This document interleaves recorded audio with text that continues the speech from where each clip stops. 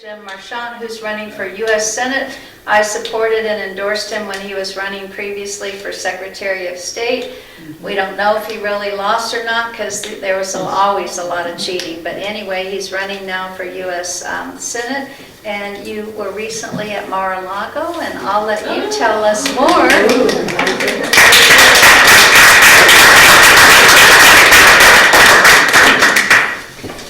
Thank you, Janice, and thank all of you for allowing me to come talk to you.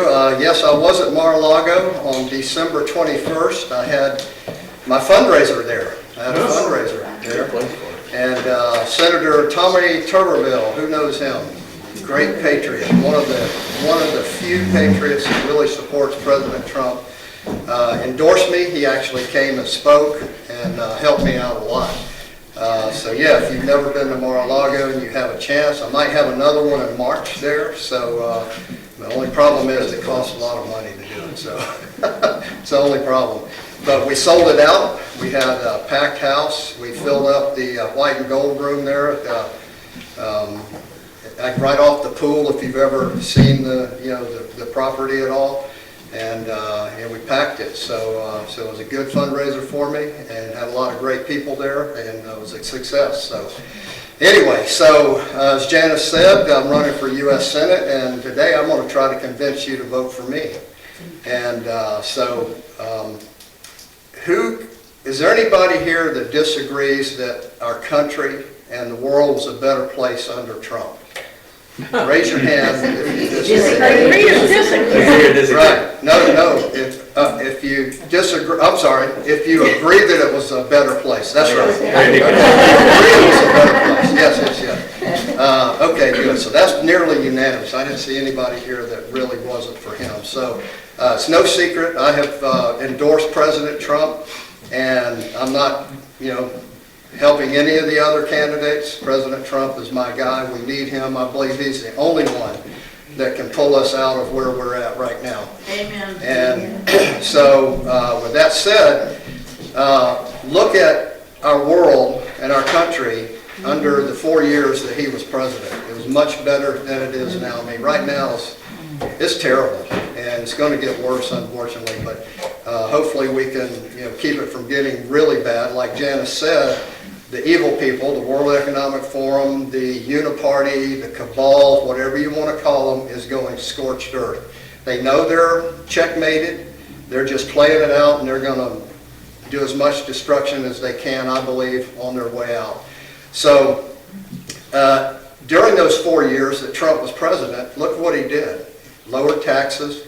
Gas prices were all-time low. We had low interest rates. Inflation was low.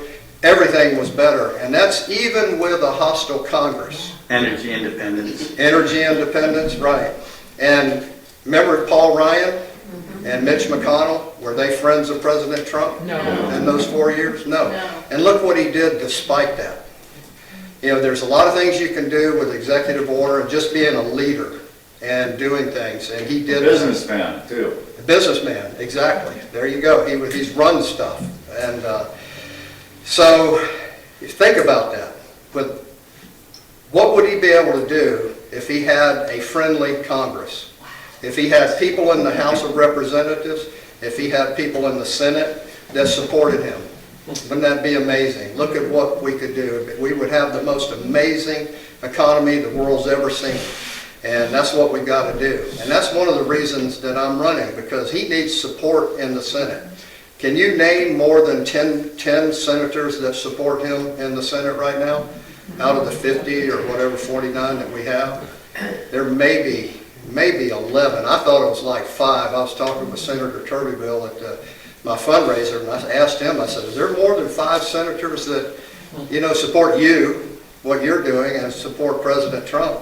And he said, there's about 11. And I'm trying to think of who those 11 are, because some of them I think are pretty soft. Well, I'm sure Mike Lee's got to be one of them. But initially he didn't like Trump. So I think he's come around a little bit. But, you've got people like J.D. Vance and Josh Hawley and Johnson and from Wisconsin and just a few others. They say one story and then they might do something else. What's that? They talk a one story because they got politicians in their Right. constituents at home that they've got to please. But when they get into that Senate building, they hopefully got brains again. Yeah, well, and that's, that's one of the things that happens when people get elected. They'll tell you one thing, but they'll get there and they'll do something different. And I don't do that, and I actually have a record, and I'll talk about that in a minute, that I will do exactly what I say I will do, what I tell you I'm going to do, and what I'm already doing, because I'll talk about that too. So, why is our country in such bad shape right now? Janice mentioned the World Economic Forum, the cabal, the oligarchs, the central bankers. Those are the people that have enslaved us and have done so since right after the Civil War, I believe. And that's what we're fighting. And they got the money, and you know they're powerful, very powerful. Matter of fact, I was just telling Janice, if you remember, I came here mistakenly last month, and there were two people with me. One of them was an older gentleman, 70 years old, was just killed in China. He was my strategist.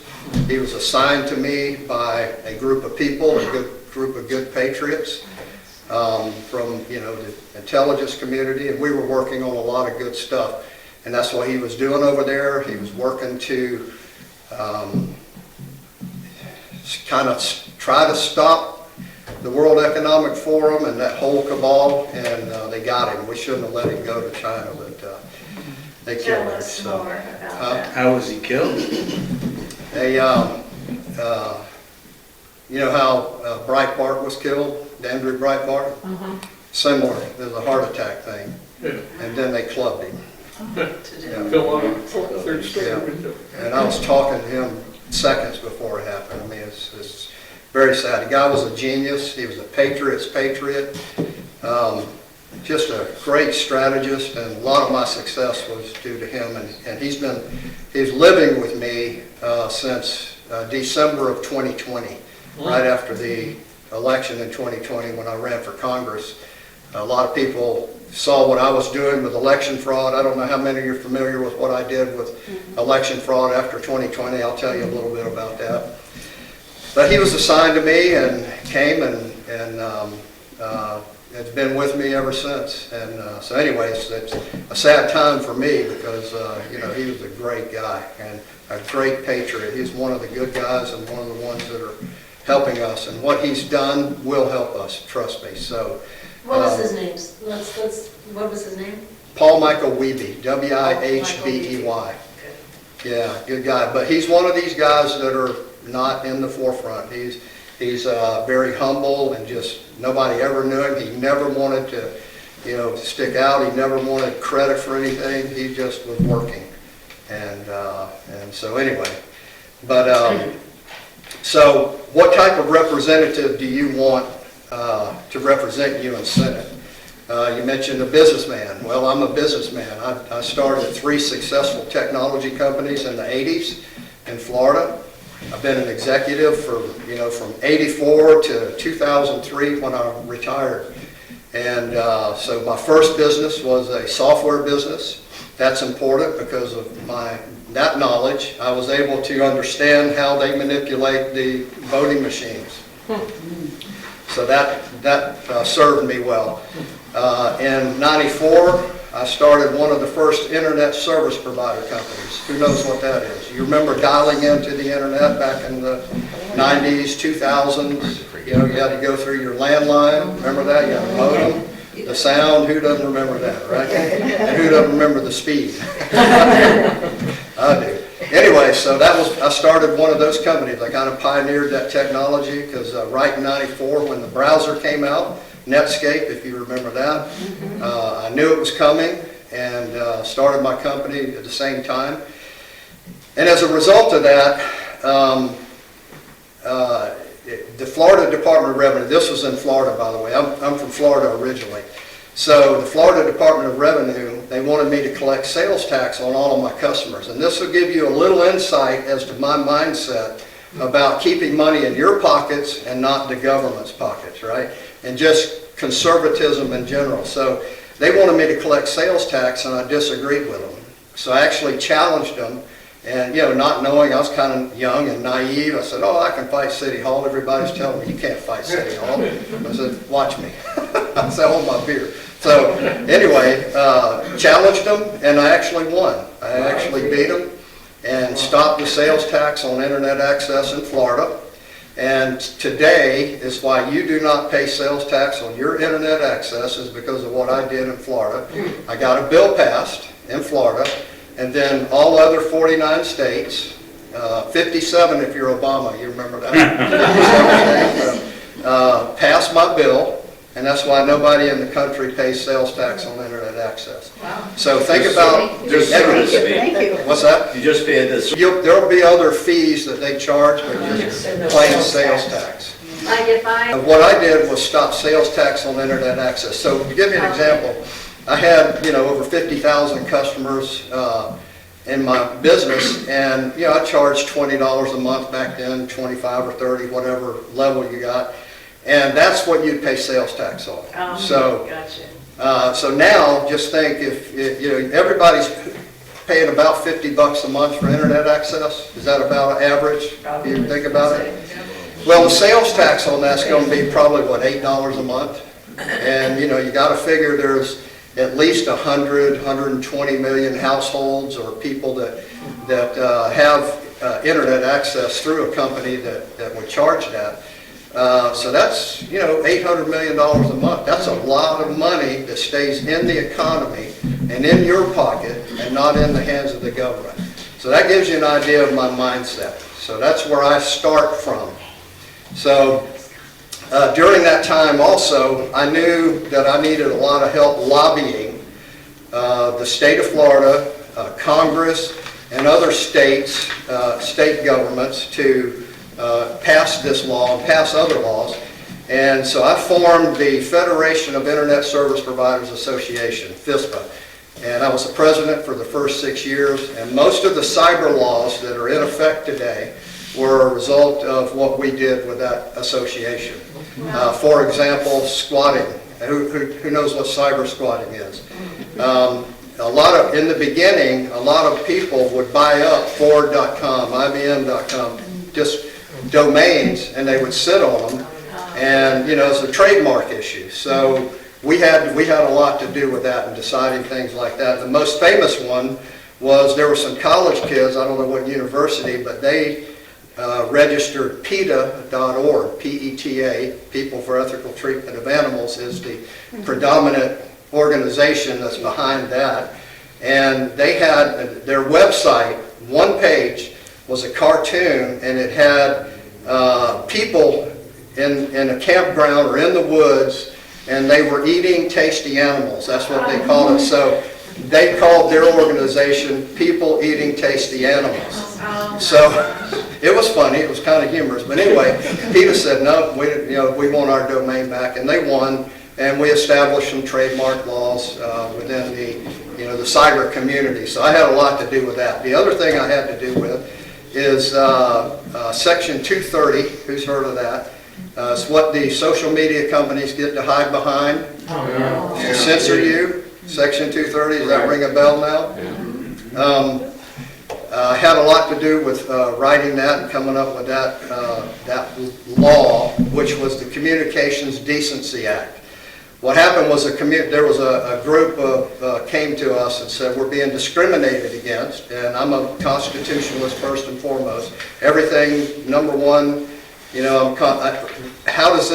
what does the Constitution say about what I'm going to vote on? And then the next, and the state constitution, and then does it benefit you? Those are my three criteria when I evaluate a bill. So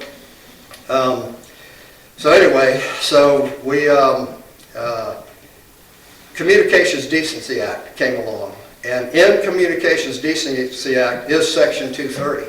And at the time, social media companies didn't exist, so we didn't pay a whole lot of attention to Section 230. It was very broad, written very broad, and the social media companies figured out that they could use that as a loophole to censor you. So we need to fix that. And when President Trump was president, a lot of people were telling him, use an executive order to fix this problem. but that's only a Band-Aid. So we really need to fix it with legislation.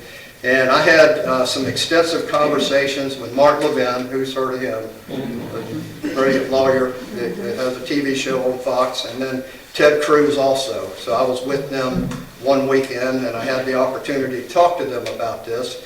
And both of them agree that we need to change the legislation. So there's another reason you need somebody like me that even knows about this. I would submit to you that none of my opponents have a clue about this, Section 230, and they may know, with censorship and we need to fix it, but they're not going to know what to do. And I've already been working on it. Go ahead, you.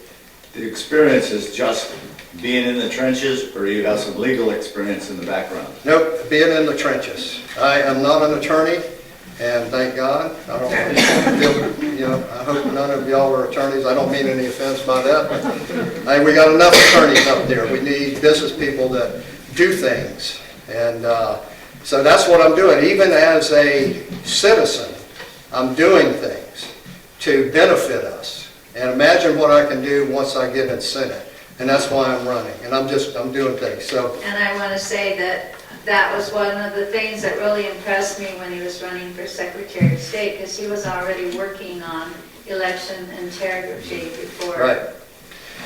So and good segue, after the 2020 election, I ran for Congress in 2020, if you remember. I won that election, but I lost, technically, whatever.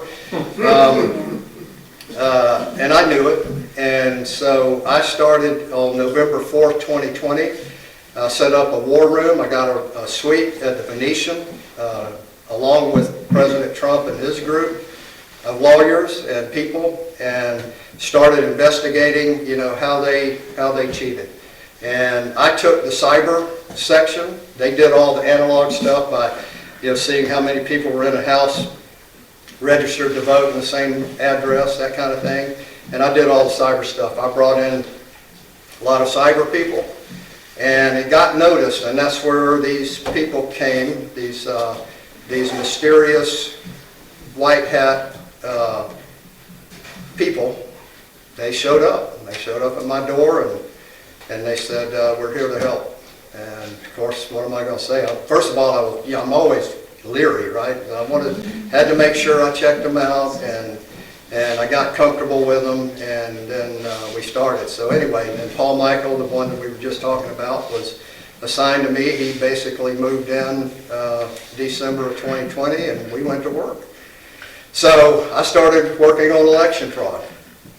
And around January, the group basically said, what are you going to do now? You ran for Congress. What do you want to do? And I said, well, what do you want me to do? They said, we'd like you to run for Secretary of State in Nevada. And I knew immediately why they chose that seat. Even though a lot of people look at it as a step down from Congress or Senate or whatever, it's vital. That's one of the most vital elections in our country, because what do? They run the election system in almost every state. Why isn't that a voted position instead of a nominated position? It's a nominated position, it's not a voted position. What's that, the Secretary of State? No, the person for the voting, that tallies all the record information, is an appointed position. That should be a voted position as well. Well, anybody that manages that big of an empire needs a little more control over the top of them. Well, here in Nevada, it is. Secretary of State controls all of that. And most states, it's that way. In each county do? Because isn't there a person in each county that is like... There's a clerk or a registrar. They're appointed position. Well, most of them are elected. Really? Yeah, most of them are elected here. We do have states like Wisconsin and South Carolina.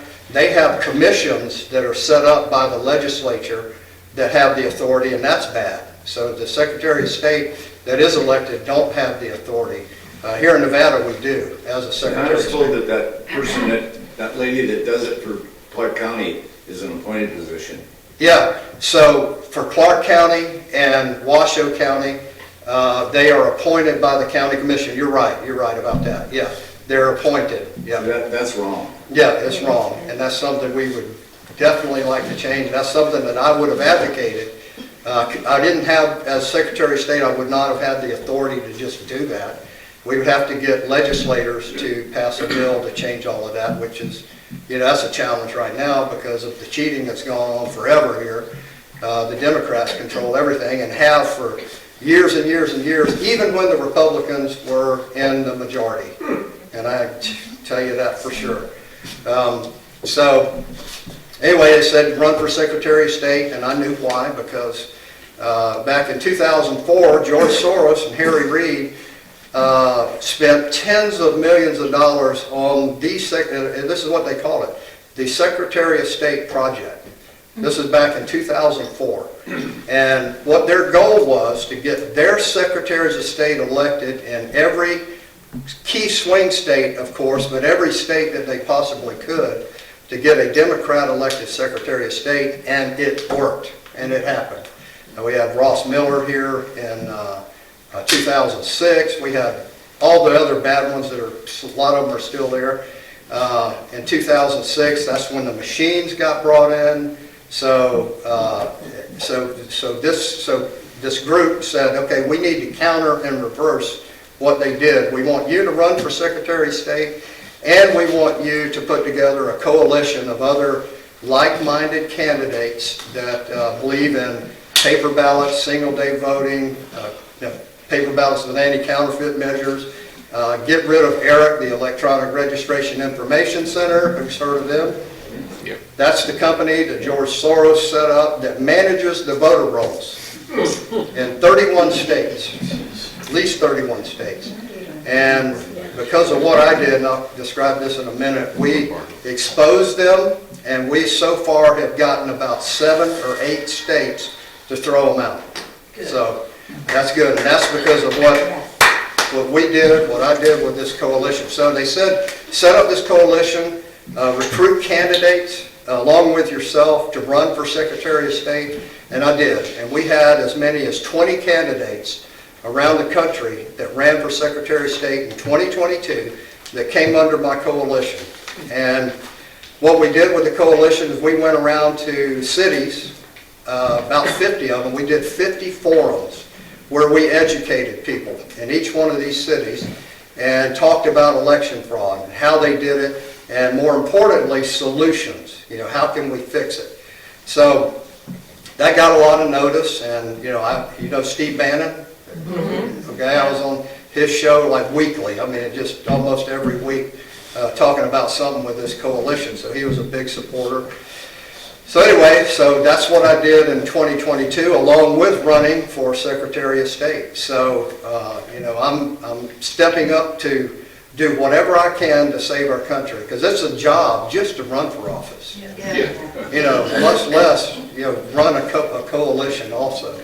And but I did it because we all have to do our part in saving our country, and so very happy to do it. So anyway, election came along, and I was told by some people that kind of know what really happened that I won my election by 167,000 votes. Wow. Yep. Wow. And 2 days before the last day, and it's absurd that we can count votes 2 weeks after the election. And that would have stopped under me. So 2 days before the final day, I was up 20,000 votes. 2 days later, when they finally called it, I was down 20. So they knew how many votes they needed to manufacture, and they do it with the dirty voter rolls. One of the big ways they do it. And that's why it was so important to call out Eric and start getting rid of them. So anyway, so that's the kind of experience that I bring to the table. When I got out to Nevada in 2005, once again, I see things that I don't like, and I'm just a businessman.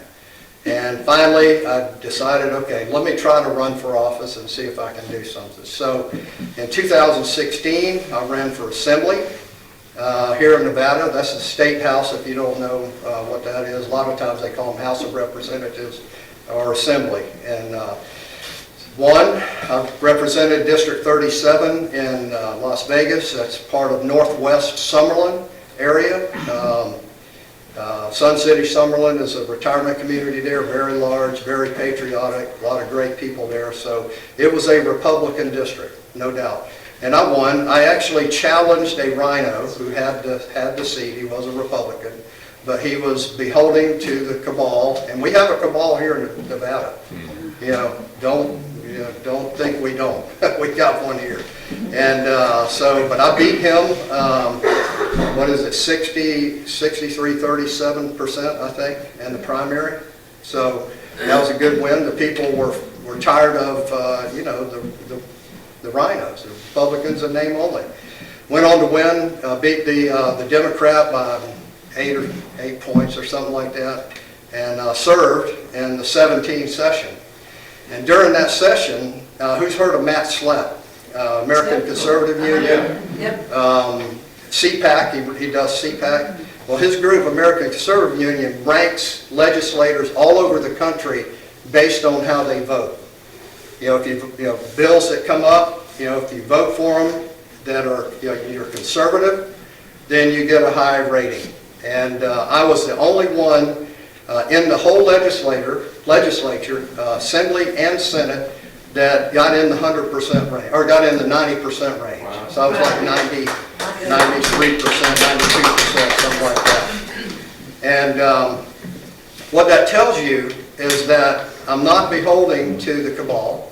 I'm not beholding to the corporations, the woke corporations, and they don't like me now. They were okay with me when I first got in there because, they didn't know. Yeah. Boy, and then so in 18, I ran for re-election.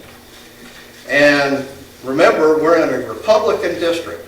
It's a Republican district. No way a Democrat should ever win this district. I lost by 135 votes because I went against the cabal. And I was for you, not them, and they don't like that. So anyway, so then I run for Congress, and the rest is history. Then after 22, they said, okay, we want you to run for U.S. Senate. And I said, okay, I'll do whatever it is you want. President Trump has always supported me. He endorsed me when I was running for Congress. He endorsed me when I ran for Secretary of State. I expect I'll get his endorsement here pretty soon. I do communicate with him regularly. I just saw him, when I was down at my fundraiser. He was there. So anyway, my opponents, let's talk about them. All good people. They're all Republicans, except maybe a couple of them. They're one of them's wacky. So. Yeah. Yes. Anyway, good people, can't say anything bad about them. But look at the experience that is between us. None of them has served in the legislature. No, by the way, let me back up one in Florida. When I was doing my bill in Florida, Jeb Bush was governor of Florida at the time. And back then, I didn't know how bad he was back then. I was okay with it. I didn't know. I mean, remember, it's in the 90s. Did we know how bad they were in the 90s? I didn't. No. So anyway, he took notice of what I was doing, and I actually was a technology advisor for him for all 8 years he was a governor. So I worked in the governor's office and in and around the legislature in Florida. So I have that experience also. So I have it from working in a governor's office and seeing how the sausage is made and how to make things happen, good or bad. And so anyway, and also have that I'm a legislator, was a legislator here. None of my opponents can say that. I don't know how many of them are business people. I think Stephanie's a realtor. I think Sam was a military guy. I don't think he has any business experience. There are a few others. One guy was ambassador for Iceland, and he basically got fired out of that job. Pompeo had to threaten him to do his job, and he basically was a failure at that. And not only that, he lives in California, but because he's got an apartment in Pahrump, he thinks he can run for Senate here. He's actually from California. And he's running for Senate here, so what does that tell you? He doesn't care about y'all. So, so that's the difference between my opponents. Now, the real competition that I think that I have in this race is Sam Brown. He's the military guy that got blown up by an IED or whatever. Great guy, happy for his service, but he doesn't have the experience needed. And he's the hand-picked candidate for Mitch McConnell. So, how many of you like Mitch McConnell? Nobody raised So their hand. where's he getting his money to stay in the hunt there? Lindsey Graham, Mitt Romney, all the Senate Senatorial Committee are all supporting him. The cabal. The cabal, the uniparty. They're supporting him. That's where he's getting his money, but I understand it's kind of slowed down a little bit, but that's the challenge for me. All I got to do is get the word out. Let's go, who would you rather have? Somebody that supports President Trump and his policies, or somebody that supports Mitch McConnell and that group, Lindsey Graham? That's your choice right now. So other than that, the others, they'll get votes. Hopefully they won't take them away from me, I'm hoping. I think, we'll see. But that's the challenge. I just think, and everywhere I've spoken, I asked the same question. I said, would you rather have somebody that's in President Trump's camp or in Mitch McConnell's camp? And unanimous everywhere is President Trump. And that's where I am. So Sam Brown has picked his lane. His lane, he's sold out to the cabal. He's sold out to the uniparty. And Mitch McConnell, and Mitt Romney, and Lindsey Graham, the worst of the worst. So, and I don't want their endorsement. If they tried to endorse me, I would not take it. So there's a few of them I'm trying to get that we discuss. I got Senator Turbeville. Who knows what he's done recently? He's held up the woke generals. Remember that? Yeah. Are you following that at all? Yeah. Keeping the woke generals from getting getting promoted. And with him, a couple of weeks ago, and I asked him, because he told me, he was here in Vegas about 3 weeks ago, and I had breakfast with him, and he told me, he said, he says they're going to go around me. He says they're going to do something, and I don't have the ability to hold them up anymore.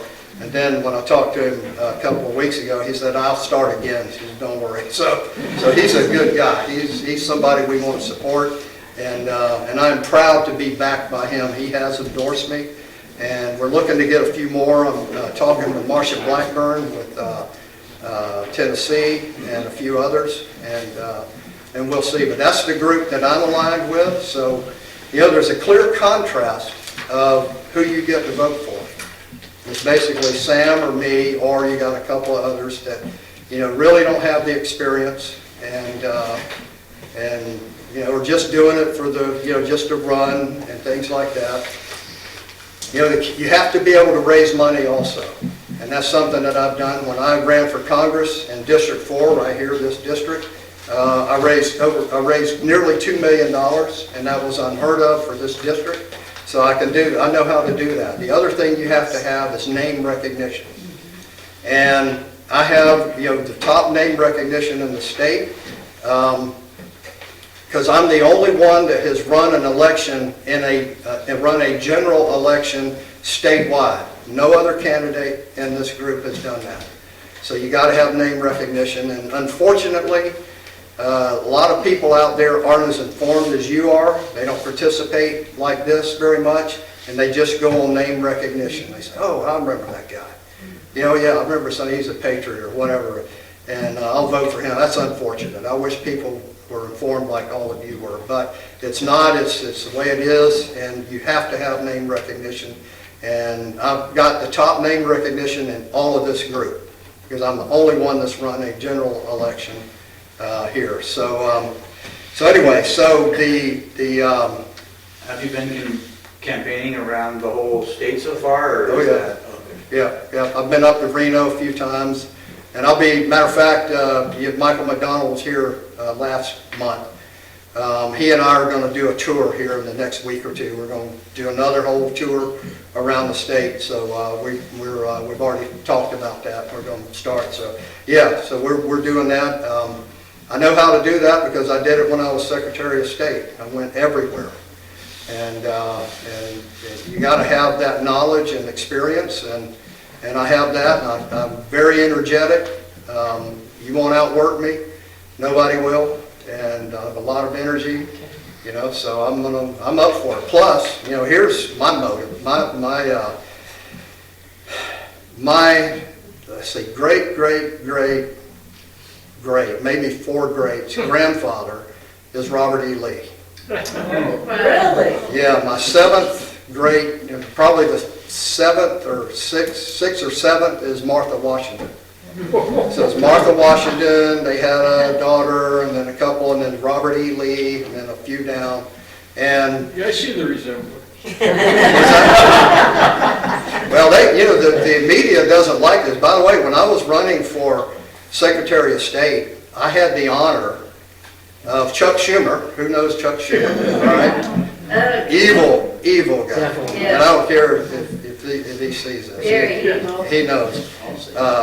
January 15th of last year, not last year now, 2022 now, he went on the Senate floor, and there's a video. If you want the video, I'll show you, where he called me out, singly. Me, I'm the only candidate that he called out on the floor of the Senate. He said, this guy's win is bone-chilling.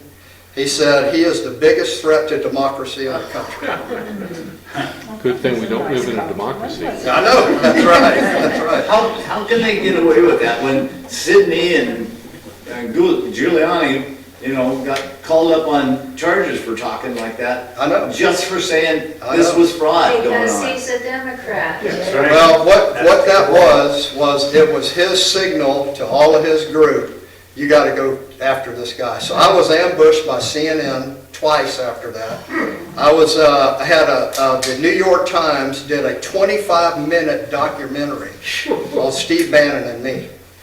I mean, this was a professional, very costly documentary that the New York Times did, because that's how big of a threat I am to them. They cannot let me.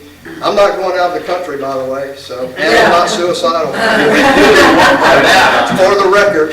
So they cannot afford for me to get in there. They don't need somebody like me in the Senate. So yes, I had the pleasure of that. The Guardian. Who's heard of the Guardian UK or UK?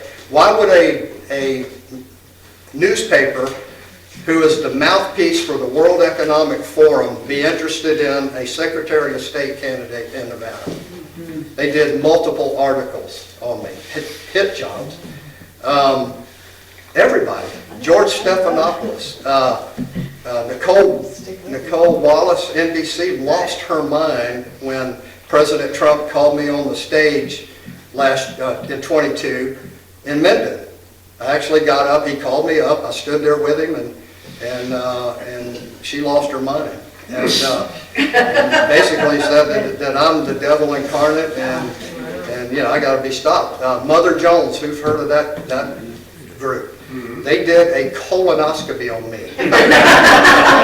I'm not kidding. They went to my former employees, ex-wives, everybody trying to find dirt on me, and they couldn't find any. They found, just regular stuff, but nothing that was bad. But let me tell you, it was it was pretty interesting. So I'm curious, what's your opinion on Ron McDaniel and the gotta go. RNC? Yeah, gotta go. Terrible. Worst, one of the worst we've ever had. I mean, they're Like they're not even basically, doing anything. they are, not only are they not doing anything, they are aiding and abetting the enemy. And, that's my opinion. I've said it on Twitter. She knows it. She knows how I feel about her. She's a disaster. And I don't care. That's the other thing. I'm not going up there to get along with people. I'm going up there to be a disruptor for you, to make sure things happen for your benefit, not mine, not the woke everything, not the special interest. And that's why I'm going there. And I demonstrated that when I was a assemblyman too. Brian Sandoval, you remember him? Yeah. Republican governor, terrible. He wasn't a Republican. He was not a Republican. He was a Democrat. He killed ESAs, Education Savings Account, our school choice program. You familiar with that? You remember, in 15, we passed one of the best school choice laws in the country, and he killed it in 17. And it was 2 days before the end of the session, and I was working my rear end off to make sure that the senators and that my colleagues in the assembly voted to not pass a capital improvements bill, because I was working with the union. This is the other thing. My opponents here, they can't say this. I worked with the unions to get their vote, because there was a $500 million capital improvements bill that we could have held out as leverage for them to give us $100 million to fund our school choice program. And we got it. And I worked my rear end off, and we got it. They agreed. And so we had a vote. This is 2 days before the end of the session. And all senators stood firm. And then all the assembly people, we stood firm. Because you got to have 2/3 vote to be able to do that. So as long as we voted right, they didn't have the 2/3. Well, first vote comes, everything, and so we won. You know, we actually saved the school choice bill, or funding is what it was. And what does Brian Sandoval do? So he gets up at the Capitol, he walks over to the legislators building, he goes to 3 rhinos in the Senate. He said, I want you to change your vote. They agreed. He went to the Senate President, Aaron Ford, at the time, Aaron Ford, and said, call the vote up again, I got your votes. Called it up again, those 3 went with them, there it went, so we're dead. He did that. He did that. That's what we're faced with. And that's the experience that I bring. I mean, I'm in the fight. I've been in the fight. You know, judge a man by what he does, not what he says. Yes. And What kind of a deal did they make? who knows? Well, Becky Harris got some sort of gaming commission. Yep. And Keith Heffer, yeah, he got something too. And the other one was Heidi Ganser. Yes, she got something. Yep. Those 3, those are the 3 that turned and killed it. And I was furious. And I've tweeted out from the floor of the assembly that our leader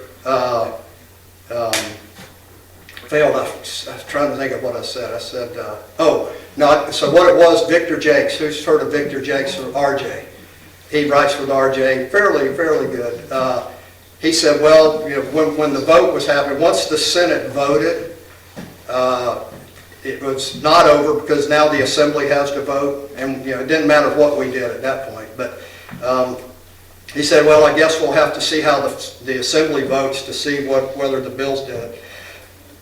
And I tweeted out, I said, no. I said, see the leadership, and I said, no, the leadership that failed us is our governor.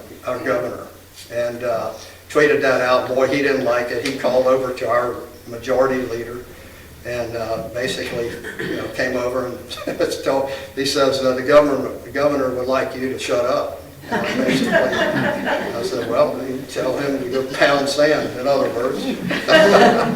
And anyway, so that's what I mean. I'm not afraid to call my colleagues out when they do the wrong thing. And that's what you need, right?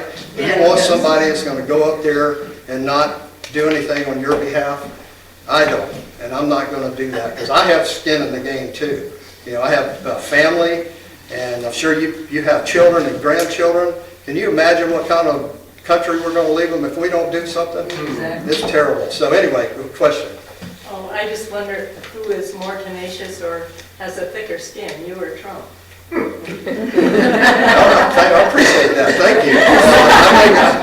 I'd say both of us. Well, I would say that's a no-brainer. You are not facing 700 years in prison. Oh, that's right. But I am being being investigated by the FBI, so. Probably they all are because we're in this room. Yeah, that's right. No, I haven't been notified yet, but I've been told that I will be notified soon that they're looking at my campaign finance stuff. Of course. I mean, you know, and they're not doing it, just like for President Trump, they're not doing it because they have something. They're doing it as lawfare. Right. They're doing it just so they can distract us and get us away from running for office and make us spend money on ridiculous attorneys and that kind of thing. So, but as part of the game, I'm up for it. You know, it's in my DNA. I told you, I'm going down fighting. You know, we're either going to save this country or I'm dead. Yeah. So, We all are. so thank you. One other thing I wanted to share with you, though, but go ahead, question. You mentioned that your main Republican competition was St. Brown. All I hear from him is, I want sympathy. Yes, that's I right. haven't heard anything what he's going to do for the No. country. He just, we should feel sorry for him. That's it. Yeah, that's right. And you know, and that's fine. I mean, I'm okay if he keeps doing that because that's helping me. So, but he's not doing things like I'm doing, like you know, election integrity. So, with election integrity, a lot of people, the most frequent question I get: how are we going to win in 24 if you know the election system's the same? Right. Well, because I did what I did after the 2020 election, I know exactly what we need to do. But the problem is the cabal is very powerful. The legislators around the country are predominantly Democrat. So we're behind the 8 ball. So we've got to figure something else out. I think I have. So who has the supreme law enforcement authority in every county in the country? The sheriff. Sheriffs. All right. So second forum we ever did in December of 2020. It was December 12th or something like that. It was in Colorado Springs. And there was a sheriff came to that forum. And he talked to me, I spoke, there was a bunch of us spoke. He talked to me, he said, well, you ever thought about, you know, what the sheriffs could do? I said, no. I said, you know, tell me.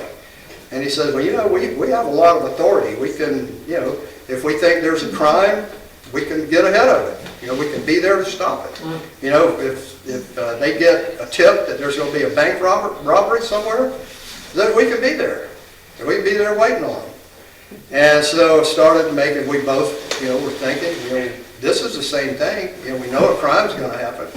So why don't I put somebody there and watch it? And, you know, then we started discussing that. And the problems is they're not knowledgeable on how things work. So, but we are. I have the people that are. I mean, I have hundreds and hundreds of patriots that know exactly what to do. I mean, when I was running for Secretary of State, I put together the new election system that should be installed all over the country. Paper ballots with anti-counterfeit measures, single-day voting, absentee ballots, traditional absentee ballots that are requested, not just sent out like these ridiculous mail-in ballots. Get rid of the mail-in ballots, get rid of Eric, and really clean up the voter rolls, that kind of thing. And then the last thing is unfettered poll watch and election watch reform. So when in the registrar's office or the clerk's office, they tell you, you got to stand in this box. You can't go anywhere else. You can't go back here and watch us count the vote. You can't do this. You can't do that. That's all we're told. But with the sheriffs, though, they're not going to listen to that. The sheriffs can tell them to pound sand. No, I'm watching. And what I've done is I've gotten General Mike Flynn. Who knows General Mike Flynn? A lot of people are either for or against him, whatever. Right now he's helping me, so I like him. So went to him, and I went to President Trump actually too. And I told him my idea. We need to engage the sheriffs to get involved. Yeah. We need to get them to do their job and stop a crime. We know there's a crime. One of the things we're doing, by the way, and we still got we're within the statute of limitations from even 2020. One of the things we didn't do and never thought of was to file a complaint. Nobody ever filed a complaint with the sheriff's office about election fraud, right? We're doing that now. We're going to do it.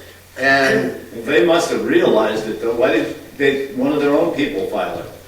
no, because they don't know. I've talked to multiple sheriffs. I got with the Constitutional Sheriff's Association. Sheriff Richard Mack was president of it down in Arizona for a while.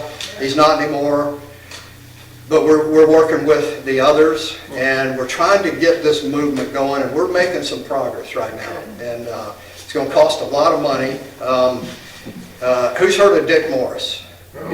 Dick Morris got Bill Clinton elected twice. I haven't forgiven him for that, but he is 180-degree transformed. I mean, he's a patriot. He's MAGA. Dick Morris has two clients right now: President Trump and me. So, yeah, he's my primary strategist and campaign consultant. And that's a miracle how that happened. But so he wasn't knowledgeable about election integrity until he met me, and I told him. And he was like astounded. He says, "Oh my God," he says, "I had no idea." And he said, "What can we do to fix it?" And I told him about this. He said, "Okay, let's go see if we can raise some money." He said, "How much is it going to take?" I said, "Well, if we do the 7 states, if we do 7 key states, and not every county we got to do it in, it's just a few counties, just like the Democrats. They're smart. They're brilliant. They're way smarter than the Republicans have ever been. And we don't have to do them all." And I said, if we want to do the 7 states, and we want to do registration, we want to ballot harvest where legal, like here is legal. We want to poll watch. We want to get people that know what they're doing to go in and poll watch. Because right now, the state party and the RNC basically supplies people, and then you have volunteers. I'm not sure some of you volunteer maybe to poll watch or something, but you can't do it with volunteers. You got to be trained. You got to be trained properly. I believe they got to be paid, because that's what the Democrats do. The unions pay their people to go do all of this. And so I said, okay, we've got to do what they do. And that means we've got to raise money, and we got to pay people, and we have to train them. So he said, all right, how much will it cost? I said, probably about $40 million we could do it. And he says, okay, let me go see if I can raise that. So he went to President Trump, told him about the idea. President Trump says, yep, I'm in. He said, get with this particular person and get him to help. And he says, I'll put in $5 million too. So if you get this going. So we're working on that. So this is the sheriff project, the constitutional sheriff project that we're talking about. And that's all we got to do is get, basically, 14 counties. I mean, if we just mitigate some of the fraud in just a few of these counties, we'll win. And that's what we got to do. That's the only way that I know how to combat this, because they own the judges. They own everything. They own all the clerks. Even the Republican clerks here in Nevada fought me tooth and nail in the rural counties. I got Nye County. Who remembers Nye County? I got Nye County to throw out the machines. That's something I did when I was running for Secretary of State. I went to the county commissioners over there. Once again, I'm not just talking, I'm doing stuff. That makes a difference. So I go over there, I meet with the 5 county commissioners, I educate them a little bit. A lot of them knew a little bit, not everything. They were astounded. They said, okay, yeah, it's out. So they voted 5-0 to throw the machines out. So what happens, the day after? ACLU gets involved. Barbara Sagaski, our Republican Secretary of State, starts throwing hurdles. I mean, just, you can't do this, can't do that, can't do this. I mean, just passing regulations. And that's the other thing.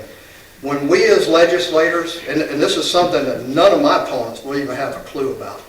When we as legislators pass a law in the legislature,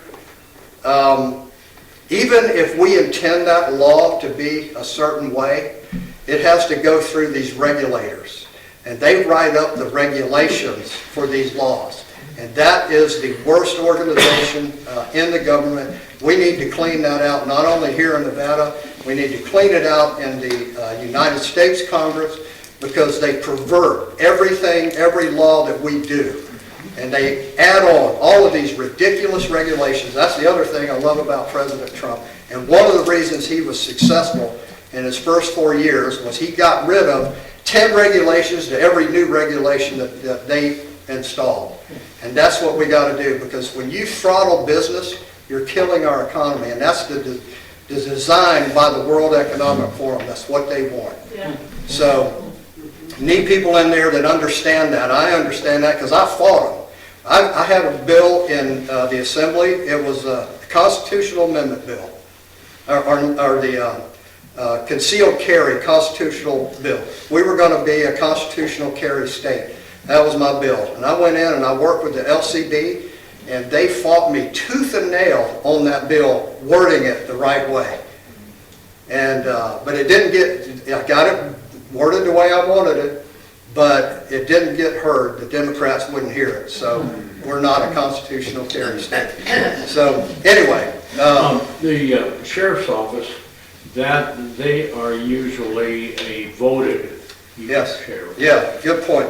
What about politically? Yeah, Is so. there going to be a problem with some liberal sheriffs? Yes, yes. So here's once again, this idea, constitutional sheriff idea, is not foolproof. I mean, we're going to have issues. We're going to have hurdles we have to get over. One of them is what you just mentioned, and this is something that Dick Moore said. What are you going to do about Democratic sheriffs? And or worse yet, McCahill is a Republican, but he's not going to do anything. He's a Lombardo. I mean, so what do you do? Well, once again, you have to have the money to do a media campaign. So, and this is where you can come in too.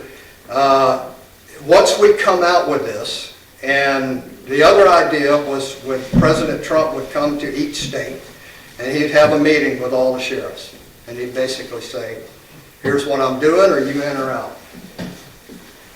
And we would tell them, and we'll be there, we'll tell them, say, okay, if you're not in, we're going to let every person that votes for you know that you're not participating in this. And that's where the money comes in, the rest of the money, a lot of the other money, doing media campaigns. And because I anticipate McCahill's not going to do anything. He's not going to participate in this. So we have to come out and say, okay, here's what we're doing. We know there was a crime, whatever. We're going to get crucified in the media for this, but we'll still be able to put up TV ads, basically saying, here's the problem, here's the solution. We have people that will man each one of these locations. You don't even have to pay for it as taxpayers. We're going to pay for it from money raised. All the sheriff has to do is assign one person to be there as the authority to say, nope, you can't do that.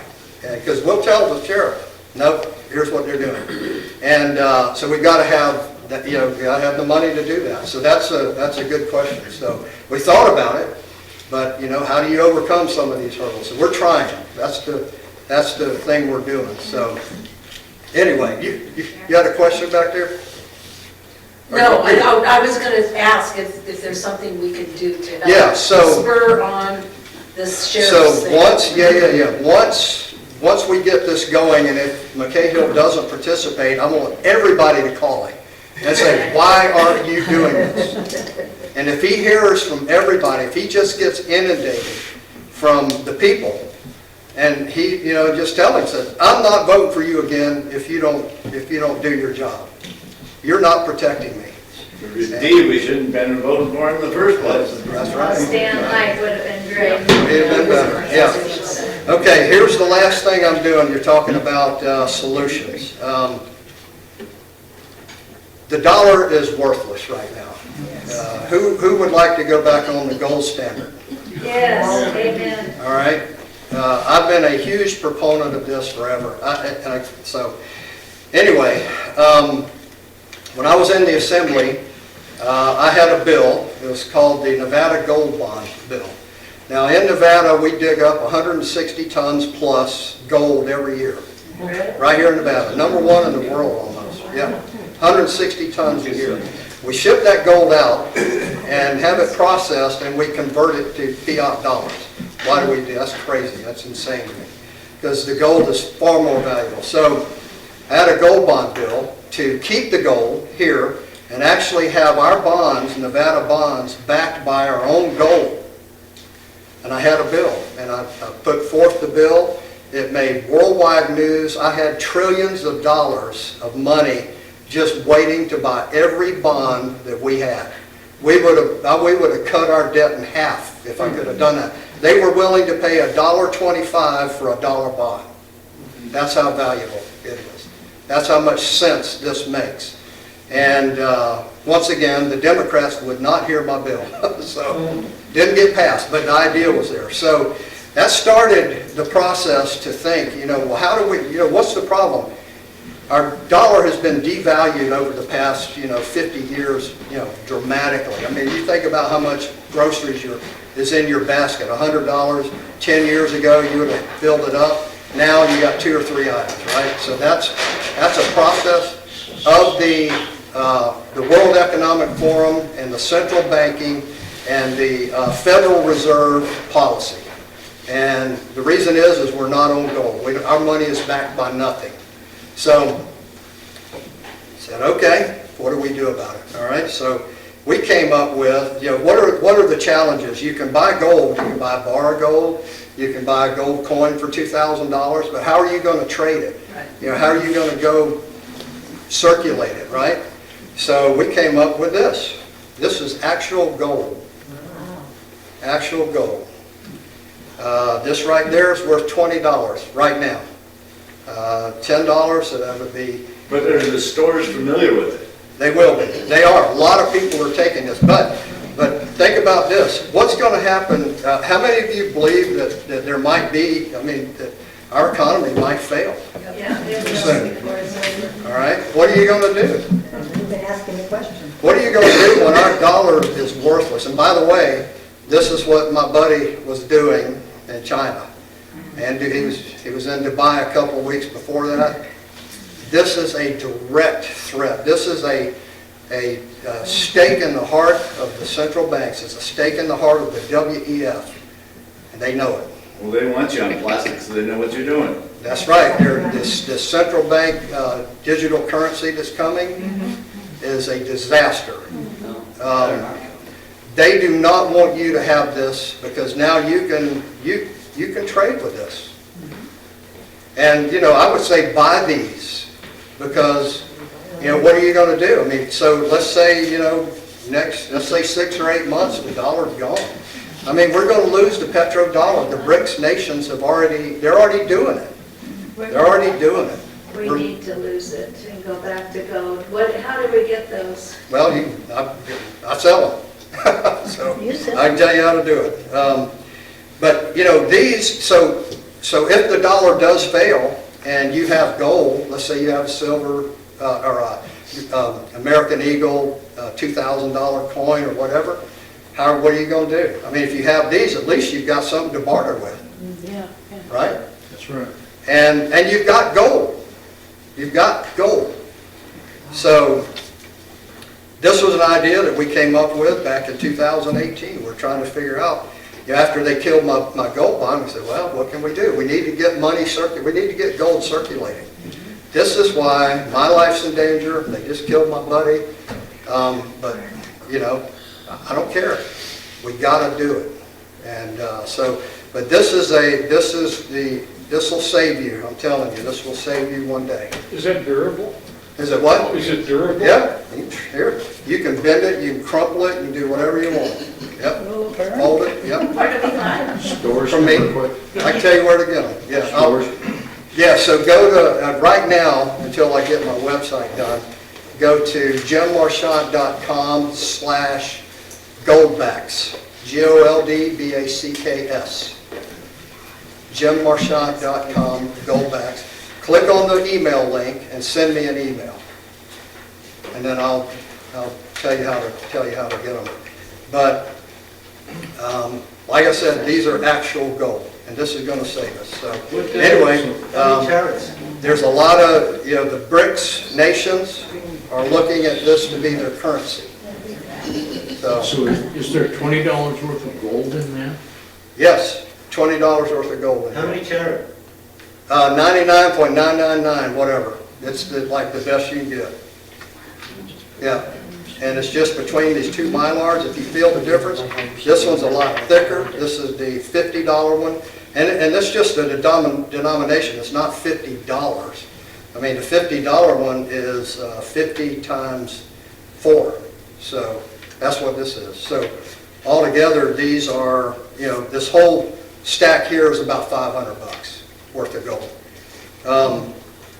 The chairman of the House Ways and Means Committee, Jason Smith, matter of fact, the $1 bill out of this one's missing because I gave it to him. I said, I want this entered into the congressional record. He did it, working with Congressman Paul Gosar and Andy Biggs. Once again, I'm doing stuff already, not just talking about it. They know about it, they love it, and a lot of good things are going to happen. It's going to save us. I think it's going to save us. So anyway, so the other, one last thing just real quick. We have $1 trillion economic development opportunity right here in Nevada in the energy sector. Something I've been pushing. I've been working through Congress. I'm working with Congressman Gosar right now pushing this through Congress to support and encourage the development of small modular nuclear reactors. Good. And we need that because our energy system is terrible right now. Solar and wind ain't gonna get it. We need something that'll work. These new small modular reactors are walk-away safe. And the way we know that is Michael Schellenberger, who ran for governor of California, was the biggest anti-nuclear guy in the world, 10 years ago, 15 years ago. He is completely flipped. He says, if you guys, and he's talking to his people, if you're serious about climate change and really lowering the carbon, whatever, which is a hoax in my book, you have to look at these small modular reactors. So we've got the perfect opportunity right here in Nevada up at Mercury to do it. I convinced Creech Air Force Base when I was assembly. I convinced the base commanders to look at the small modular reactors as their primary source of energy. They did it. They did a request for proposal and a request for solution. 2 companies were picked to design and develop the small modular reactors, and one of them, and actually it will be the primary power for Creech. And it was so popular that even Murkowski in Alaska, I'm not a fan of her, she's a disaster, but she actually, the first unit was going to be installed at Creech by 24, 25 time frame. She stole it. She says, nope, I want it in Alaska. So it's going to Alaska first. I mean, we're not happy about that, but at least it's happening because we can then solve our energy problem. Who are the companies that are developing? I can't remember. I think I'll have GE to. is one of them, isn't it? What's that? I thought GE was one. No. Livermore was the first one, and it's in California. It's been there 27 years, and didn't even know it was there. Yeah, and then you've got Idaho Labs as the big lab that did a hybrid reactor. It was partial water, because see, these new ones, you don't need water. If you know all of these other nuclear reactors, they're around water. These you don't need water. They're walk-away safe. You can bury them 30 feet underground. You fuel them once every 20 years. And by the way, we've got 1,000 years worth of fuel already sitting at 121 sites around the country. We can use that. That can be a huge economic opportunity here. We can bring that here. We can reprocess it, and we can use them in hundreds of these small modular reactors all over the country and just solve. Needs to be run by the military, though. Well, so luckily, Or military control somehow. well, here's another reason you need President Trump and me and others like me in the Senate, because we can throttle the Nuclear Regulatory Commission. They are a communist organization, and they're thwarting. They don't want this to happen, and we've got to. I mean, we need a major cleansing, let me tell you.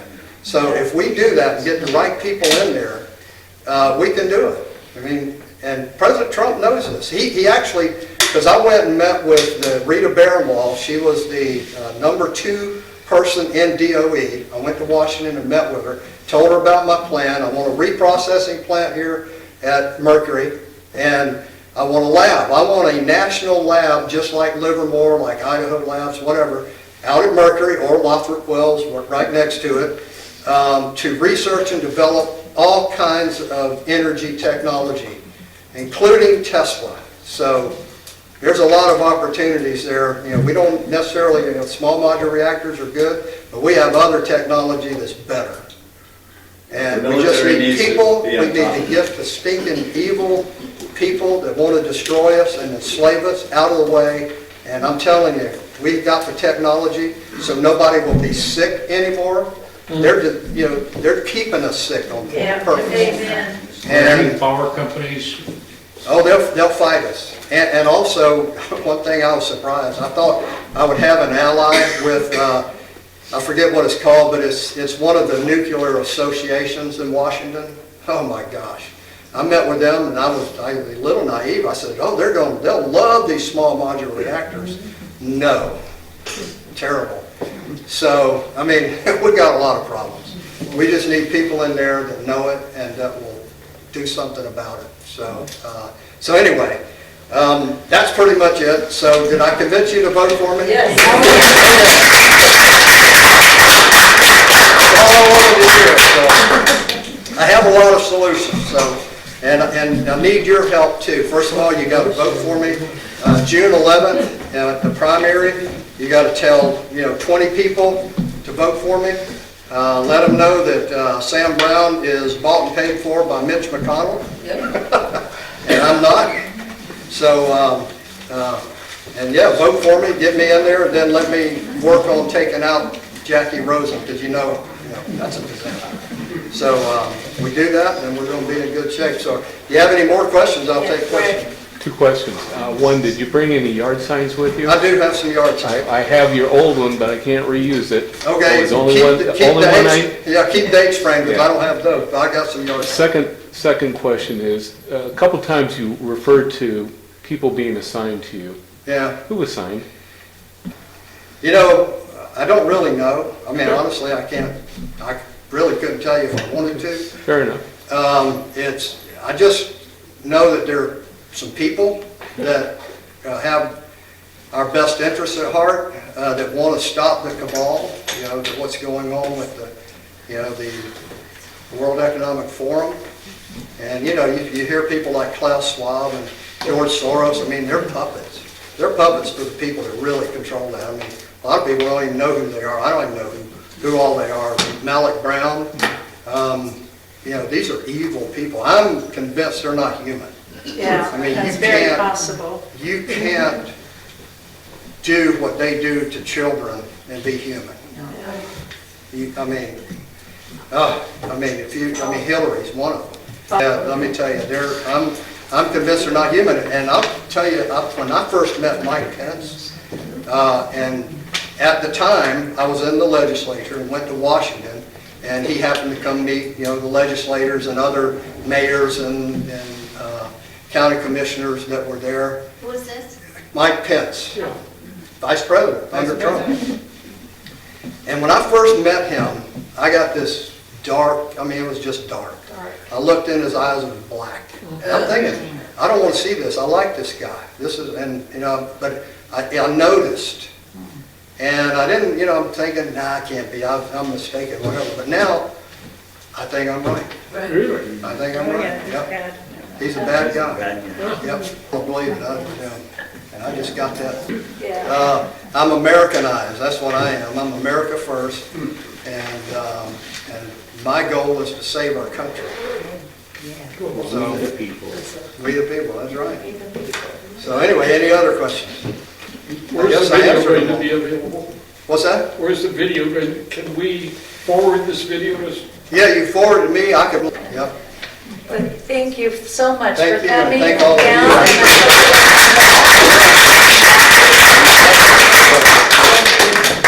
Thank you, everybody, for coming.